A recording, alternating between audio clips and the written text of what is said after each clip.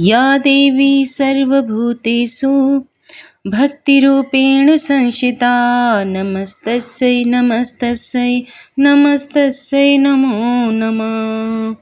तो प्रिय भक्तजनों, भगवती दुर्गा के चरणों का ध्यान करते हुए श्रवण करते हैं पावन पवित्र कथा का अगला अध्याय। सुखदेव जी बोले, हे पिताजी, सर्वदा सुख देने वाले गृहस्थाश्रम को मैं कभी स्वीकार नहीं करूँगा, क्योंकि पशु पक्षियों को फंसाने वाले जाल के समान यह आश्रम सभी मानवों के लिए सदा बंधन स्वरूप है। हे तात, धन धान्य की चिंता में व्याकुल लोगों के लिए सुख कहाँ दिखाई पड़ता है। निर्धन और लोभ के वशीभूत मनुष्य अपने ही परिवारी जनों द्वारा सर्वदा कष्ट पाते रहते हैं। इंद्र भी वैसे सुखी नहीं रहते जैसा एक भिक्षुक रहता है। तब भला इस संसार में तीनों लोकों का वैभव पाकर भी दूसरा कौन सुखी रह सकता है। किसी तपस्वी को तप करते हुए देखकर स्वर्गलोक के स्वामी इंद्र भी चिंतित होते हैं और उसके तप में अनेक प्रकार के विघ्न करने लगते हैं। ब्रह्मा भी सुखी नहीं है और मनोरम लक्ष्मी को पाकर विष्णु भी सुखी नहीं है। उन्हें भी दैत्यों के साथ युद्ध के द्वारा निरंतर कष्ट सहन करने पड़ते हैं। उन ऐश्वर्यशाली रमापति विष्णु को भी सुख प्राप्ति के लिए अनेक प्रयत्न करने पड़ते हैं और कठोर तपस्या करनी पड़ती है। इस संसार में किसको बहुत सुख है? भगवान शंकर भी सदैव दुखी रहते हैं, ऐसा मैं जानता हूँ, क्योंकि वे सदा तपस्या करते हुए भी दैत्यों से युद्ध करते रहते हैं। हे तात, जब धनवान होते हुए भी लोभी मनुष्य कभी भी सुखपूर्वक सो नहीं पाता, तब भला निर्धन मनुष्य कैसे सुख पा सकता है। इसलिए हे महाभाग, यह जानते हुए भी आप अपने तेज से उत्पन्न पुत्र को दुखदायक तथा महाभयानक संसार में क्यों लगा रहे हैं। हे पिताजी, जहाँ जन्म में दुख, बुढ़ापे में दुख, मरण में दुख तथा पुनः विष्ठा और मूत्र से भरे हुए गर्भ में दुख सहन करना पड़ता है, उससे भी अधिक दुख तृष्णा और लोभ से उत्पन्न होता है। हे मानद, मरने से भी अधिक दुख मांगने में होता है। ब्राह्मण पतिगृह द्वारा धन प्राप्त करते हैं और वे बुद्धि बल का उपयोग नहीं करते। दूसरों के भरोसे पर रहना परम दुखकर है तथा वह मृत्यु के समान होता है।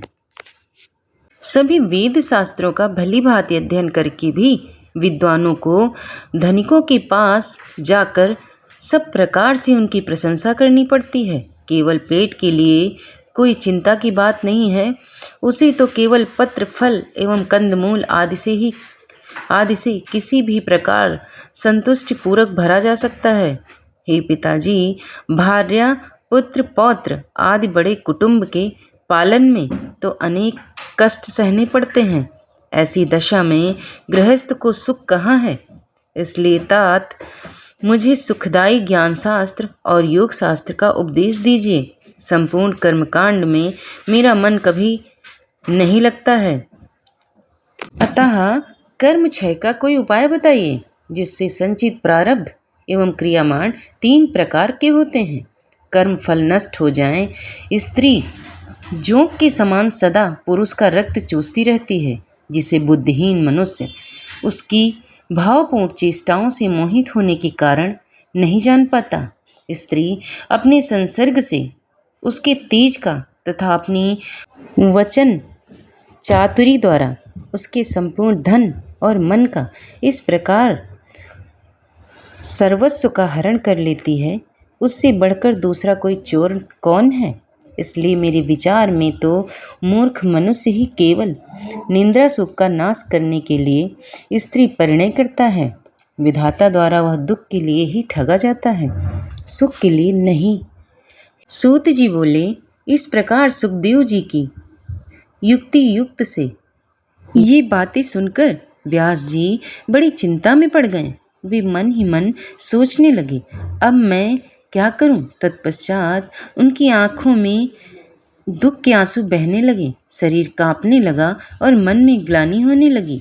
इस प्रकार शोक करते हुए अपने दीन तथा शोकाकुल पिता को देखकर आश्चर्य से विस्मित नेत्र वाले सुखदेव जी ने अपने पिता व्यास जी से कहा, ओहो, माया कितनी प्रबल है, जो कि यह वेदांत दर्शन के प्रणेता तथा वेद का सांगोपांग ज्ञान रखने वाले सर्वज्ञ पंडित मेरे पिताजी को भी मोहित कर रही है।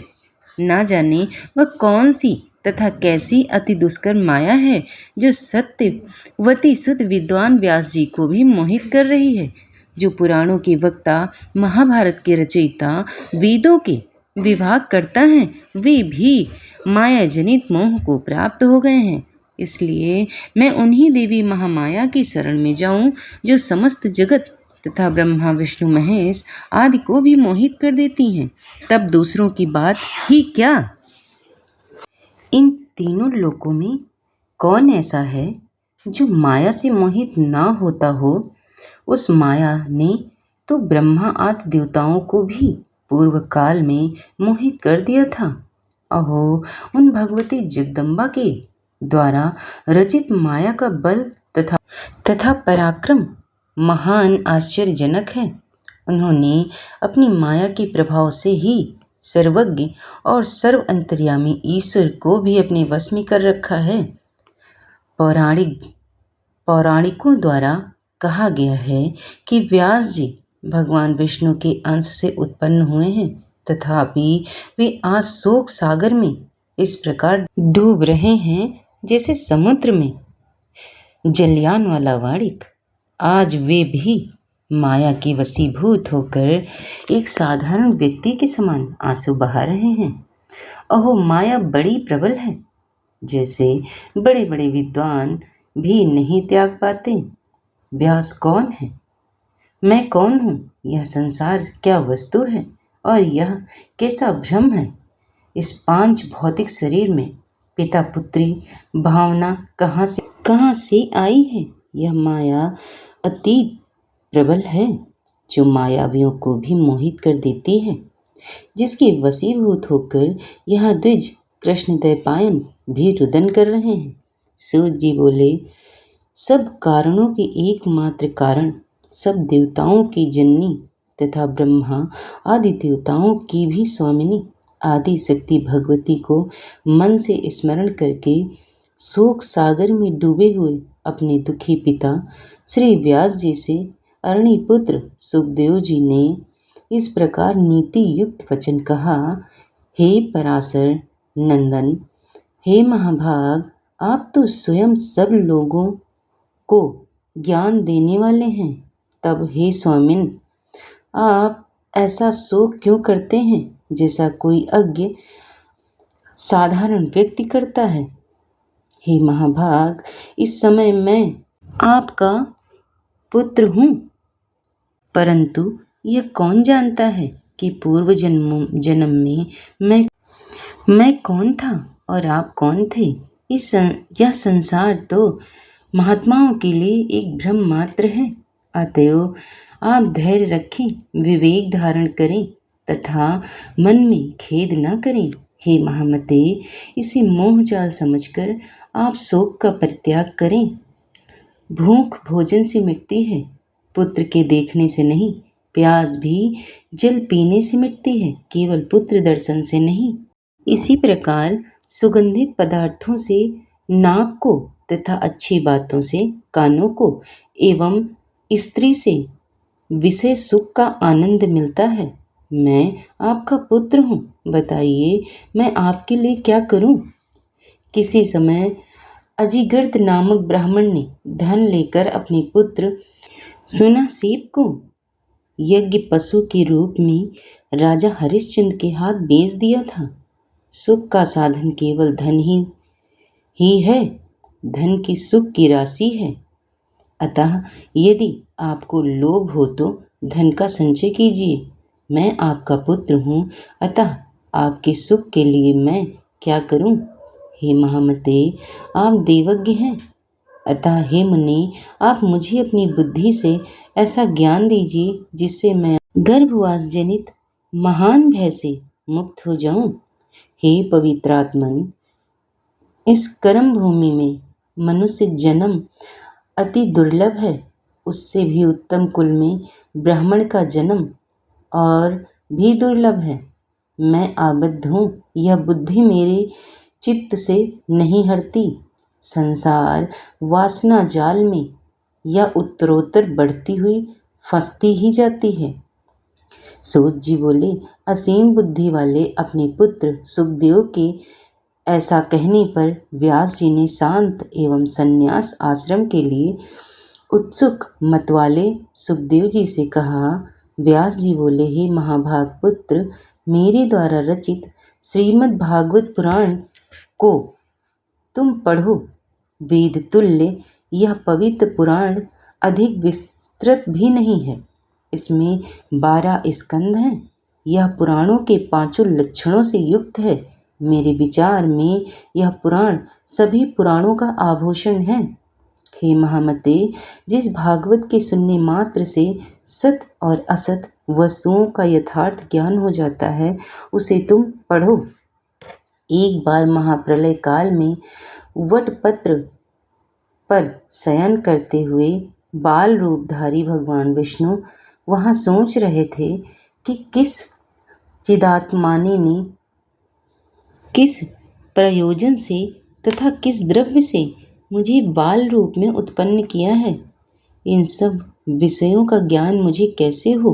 इस प्रकार चिंतन कर रहे महात्मा बाल मुकुंद से उन आदि शक्ति भगवती ने संपूर्ण अर्थ को ज्ञान प्रदान करने वाले ज्ञान को आधे श्लोक में ही इस प्रकार कहा।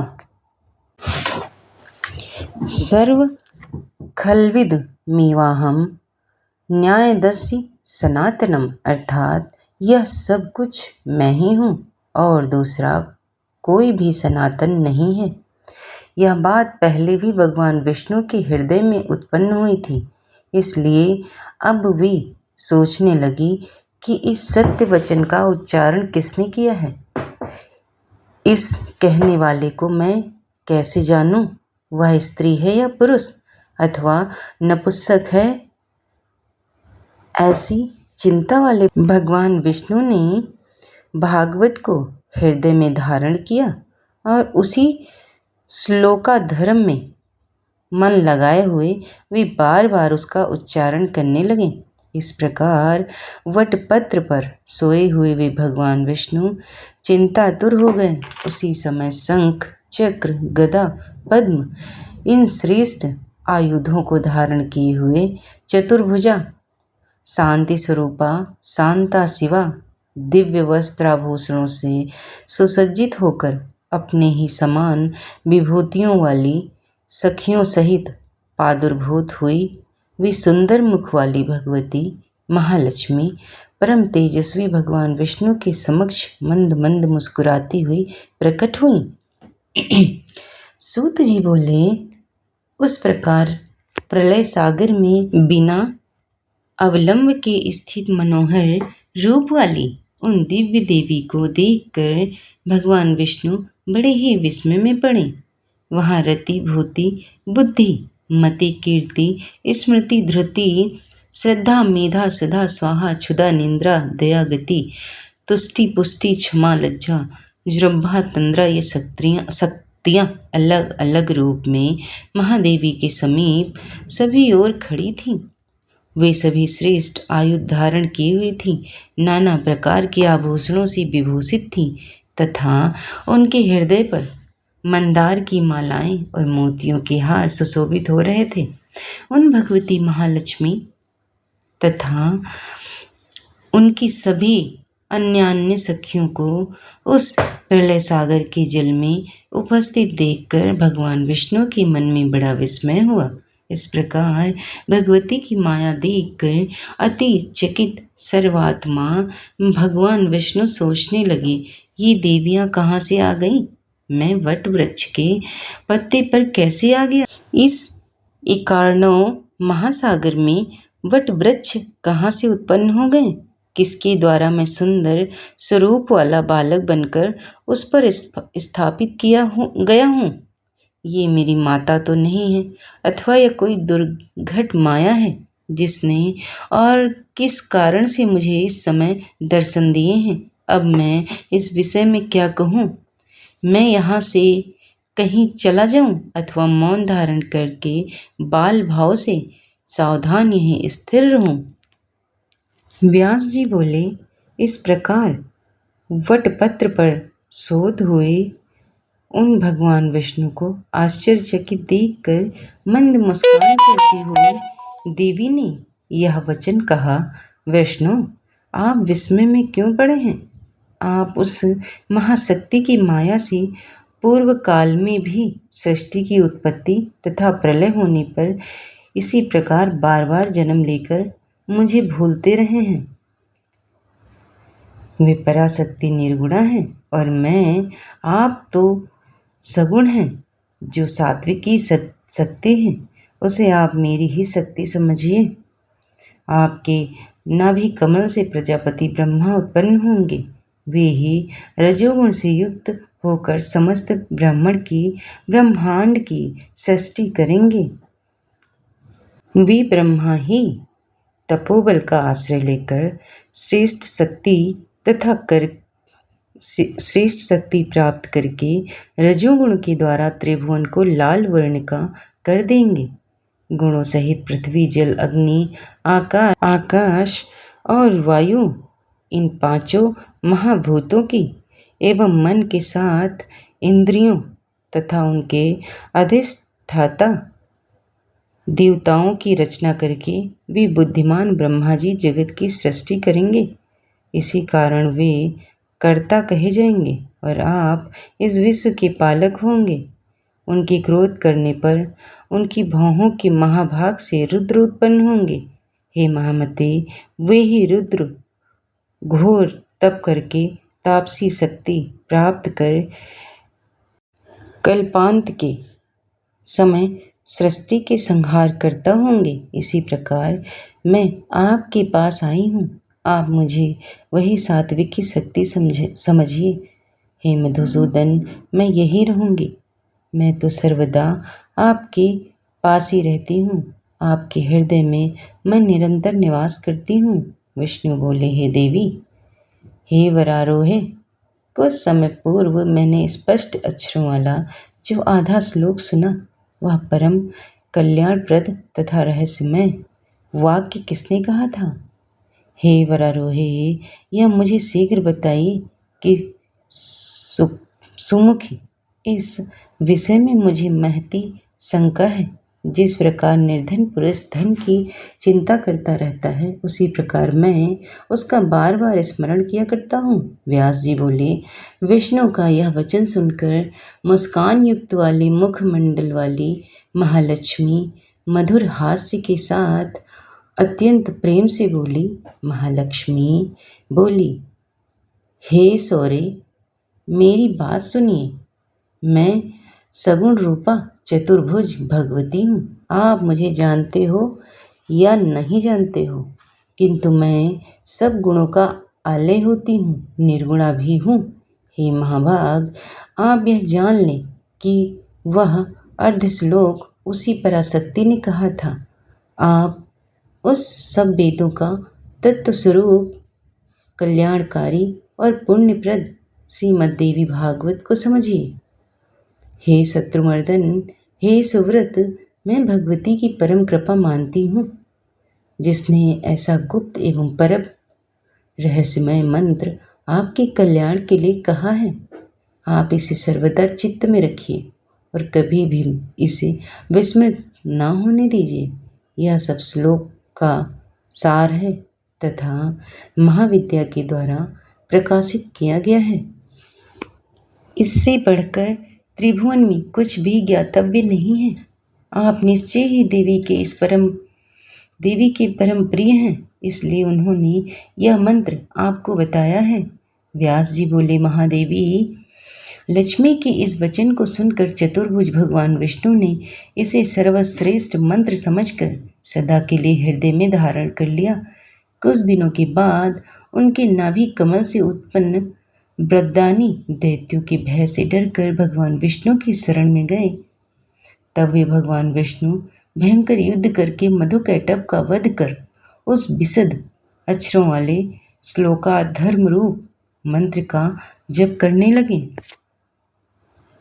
भगवान वासुदेव को जप करते हुए देखकर प्रजापति ब्रह्मा जी ने प्रेम पूर्वक कमलापति से पूछा, हे देवेश, हे पुंडरीकांश, हे जगदीश्वर, आप किसका जप कर रहे हैं? आपसे भी बढ़कर दूसरा कौन है जिसका ध्यान करके आप इतने प्रसन्न हो रहे हैं? विष्णु बोले, हे महाभाग, विचार कीजिए कि आप में और मुझ में जो कारण स्वरूप शक्ति विद्यमान है, वे ही भगवती शिवा हैं, जिनके आधार पर एक कारण वर्ण महासागर में एक समस्त जगत ठहरा हुआ है।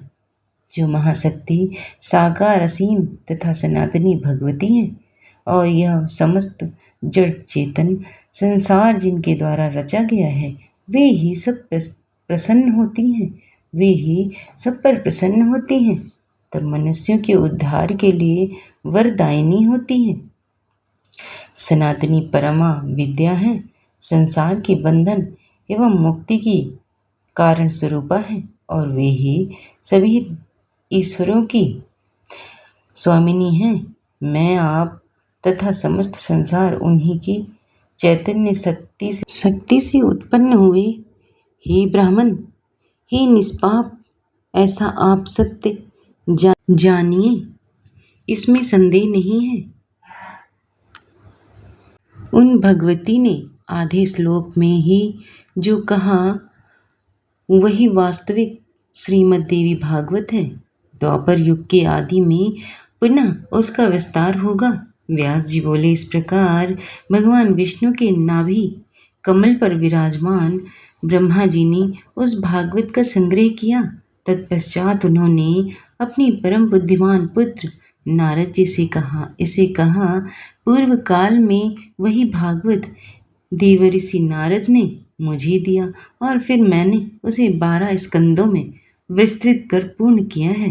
हे महाभाग, वेद तुल्य 5 लक्षणों से युक्त तथा भगवती के उत्तम चरित्रों से ओतप्रोत इस श्रीमद् देवी भागवत पुराण को पढ़ो। तत्व ज्ञान के रस से परिपूर्ण, वेदार्थ के द्वारा उपवृंदित और धर्मशास्त्र के समान पुण्यप्रद यह भागवत सभी पुराणों में से श्रेष्ठतम है। यह वृत्तासुरवध के कथानक से युक्त विविध आख्यानों से समन्वित ब्रह्मा विद्या का निधान एवं भवसागर से पार करने वाला है। अतः हे महाभाग, तुम उस भागवत को अवश्य पढ़ो। तुम अत्यंत बुद्धिमान और योग्य हो। हे नरश्रेष्ठ, यह श्रीमद् देवी भागवत नामक पुराण पुण्यप्रद है। तुम इसके 18,000 श्लोकों को हृदयगम कर लो। यह पुराण पाठ तथा श्रवण करने वाले के लिए अज्ञान का नाश करने वाला, दिव्य ज्ञान रूपी सूर्य का बोध कराने वाला, सुखप्रद, शांतिदायक, धन्य दीर्घ आयु प्रदान करने वाला, कल्याणकारी तथा पुत्र पौत्र की वृद्धि करने वाला, लोम हर्षण से उत्पन्न मेरे शिष्य ये धर्मात्मा सूत जी भी तुम्हारे साथ इस शुभ पुराण संहिता को अध्ययन करेंगे। सूत जी बोले, हे मुनियों, व्यास जी ने मुझसे और अपने पुत्र से इस प्रकार कहा था, तब मैंने उस संपूर्ण विस्तृत पुराण संहिता को विधिवत पढ़ा था। उस समय भागवत पुराण का अध्ययन करके सुखदेव जी व्यास जी के पवित्र आश्रम में ही रहने लगे, परंतु दूसरे ब्रह्मपुत्र नारद की भांति उन धर्मात्मा को वहाँ शांति न मिल सकी। एकांत में रहने वाले तथा व्याकुलचित वे उदासीन की भांति दिखाई पड़ते थे। न वे अधिक भोजन करते और न उपवास पूर्वक ही रहते। इस प्रकार अपने पुत्र सुखदेव को चिंतित देखकर व्यास जी बोले, हे पुत्र, तुम क्या चिंता करते रहते हो? हे मानद, तुम किस लिए व्याकुल रहते हो? ऋणग्रस्त निर्धन व्यक्ति की भांति तुम सदा चिंता में रहते हो। हे पुत्र, मुझ पिता के रहते तुम्हें किस बात की चिंता हो रही है? तुम मन की ग्लानि छोड़ो, यथेश्रेष्ठ रूप से सुख भोगो, शास्त्रों का ज्ञान चिंतन करो और आत्मचिंतन में मन लगाओ। हे सुव्रत, यदि मेरे उपदेश से तुम्हें शांति नहीं मिली तो राजा जनक के द्वारा पालित मिथिलापुरी चले जाओ। हे महाभाग, वे विदेही राजा जनक तुम्हारे मोह का नाश कर देंगे, क्योंकि वे सत्य सिंधु तथा धर्मात्मा है। हे पुत्र, उन राजा के पास जाकर तुम अपना संदेह दूर करो और वर्णाश्रम धर्म के रहस्य को उनसे यथार्थ रूप से पूछो। वे राजर्षि, जीवन मुक्त ब्रह्मा ज्ञान का चिंतन करने वाले पवित्र यथार्थ वक्ता, शांत चित्त तथा सदा योग प्रिय भी हैं। सूत जी बोले, परम तेजस्वी उन महाव्यास जी का वचन सुनकर अरण्य से उत्पन्न महातेजस्वी सुखदेव जी ने उत्तर दिया, हे धर्मात्मन, आपके द्वारा यह जो कुछ कहा जा रहा है उससे मेरे चित्त में शंका उठती है कि कहीं यह दंभ तो नहीं है। जीवन मुक्त तथा विदेह होते हुए भी राजा जनक हर्ष के साथ कैसे राज्य करते हैं? हे पिता जी, यह बात तो वैसे ही असंभव है जैसे किसी वंध्या को पुत्र हो। अतः वे राजा जनक राज्य करते हुए भी विदेह कैसे हैं, यह मुझे अद्भुत संदेह हो रहा है। अब मैं नृपश्रेष्ठ विदेह जनक को देखना चाहता हूँ कि वे जल में कमल की भांति संसार में कैसे रहते हैं। हे तात, उनके विदेह होने के विषय में मुझे बड़ा संदेह हो रहा। हे वक्ताओं, श्रेष्ठ सौगतों की भांति वे भी मोक्ष की एक दूसरी परिभाषा तो नहीं है। हे महामते, भला भोगा हुआ भोग, अभोग और किया हुआ कर्म अकर्म कैसे हो सकता है? इंद्रियों का सहज व्यवहार कैसे छोड़ा जा सकता है? एक पुत्र का अपनी माता, पत्नी, बहन तथा किसी असती स्त्री के साथ भीत अभीत का संबंध क्यों नहीं होगा? और ऐसा होने पर जीवन मुक्तता कैसी होगी? यदि जिह्वा कटु, छाड़, तीक्ष्ण, कसाय, मधुर आदि स्वादों को जानती है तो वे अच्छे अच्छे पदार्थों का रसास्वादन करते ही होगी।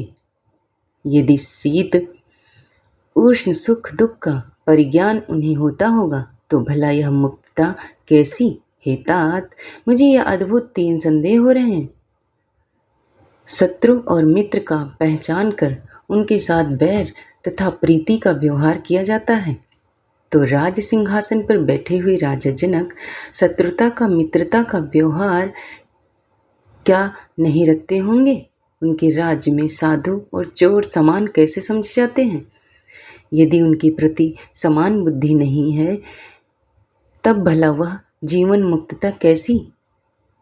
ऐसा जीवन मुक्त कोई राजा मेरे द्वारा पहले देखा नहीं गया। हे तात, यह बहुत बड़ी शंका है कि वे राजा जनक घर में रहकर भी मुक्त कैसे हैं।